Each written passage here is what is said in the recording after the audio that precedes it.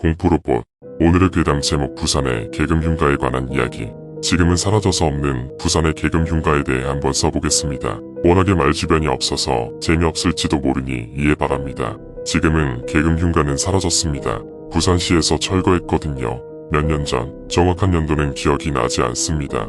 연도까지 들었는데 까먹었군요. 부산의 H학원의 강사로 일하시던 저와 친분이 있는 분께서 말씀해주신 이야기입니다. 계금 흉가가 철거될 무렵 이 선생님께서는 부산의 Y학원의 부원장으로 근무하셨습니다. 철거된 그날 밤, Y학원의 총원장과 단과 원장, 종합원장 부원장과 곱창집에서 밤늦게까지 술잔을 기울이셨습니다.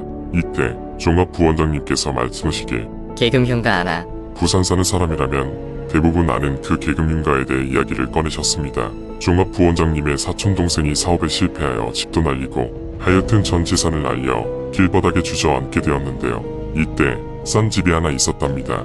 바로 그 계금 흉가였죠. 그 당시에는 딱히 흉가라고 소문이 나지 않은 상태, 싼 맛의 가족들을 데리고 그 집으로 이사하셨답니다. 4일쯤 살았을까요? 대부분의 이야기에서 나오는 전개가 벌어졌다고 합니다. 걸핏하면 정전이 되는 것으로 시작되었습니다. 일주일 후 밤이 되면 식탁 위에 올려둔 밥그릇은 어느 순간 미끄러져 바닥에 떨어지고 창문이 흔들리며 가재도구들의 이상한 움직임을 보였다고 합니다. 예를 들자면 벽걸이에 걸어둔 국자가 양옆으로 흔들리는 것이 아니라 앞뒤로 흔들렸다고 합니다. 2주일 정도 지나자 정전과 동시에 괴성이 들렸다고 합니다. 이곳은 사람 살 곳이 못 된다는 판단하에 당장 이사 나오셨고요. 그 뒤로 계속 몇몇 사람이 살다가 도저히 못 살고 뛰쳐나오자 결국 소문에 소문이 꼬리를 물어 이상하게 퍼진 것입니다. 대표적인 소문으로는 첫째 하룻밤 자고 나오면 집을 준다. 둘째 살아나온 사람은 남자 무당 1명뿐. 셋째 남자 무당의 말에 따르면 우물에서 귀신이 나온다고 한다. 그러나 이 집에는 우물이 없습니다. 저러한 사실도 없었습니다. 이렇게 소문이 퍼지자 당시 수능이 100일 남은 H학원 학생들은 학원에서 가까운 그 집에 놀러가기로 했었답니다. 단과반 남자 50명 여자 10명 놀러갔습니다. 담을 뛰어넘어 들어갔지요. 이 반이 이 강사분이 담당하셨던 반이었다고 합니다. 들어가서는 별일 없이 나왔습니다. 다만 약간 오싹한 기분 말고는 없었다고 하네요. 이렇게 되자 이 학원 강사분들도 한번 가보자.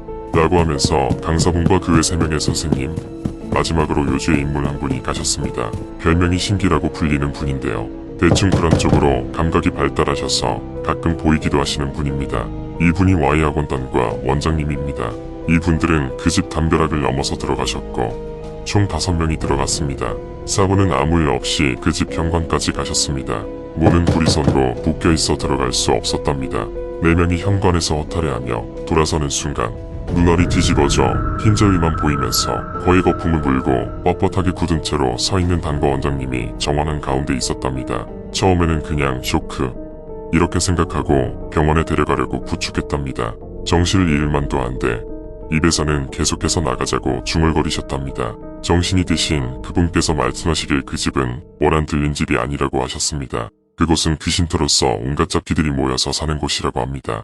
음기가 지나치게 강한 곳이라 잡귀들이 물렸고 여기에 사는 사람은 화를 당하게 된 것이지요. 이 집은 도로 정비 사업으로 헐리게 되었습니다. 포크레인이 이 집 담벼락을 찍는 순간 포크레인 뒤가 들리면서 포크레인이 전복되어 기사가 사망하기까지 했습니다.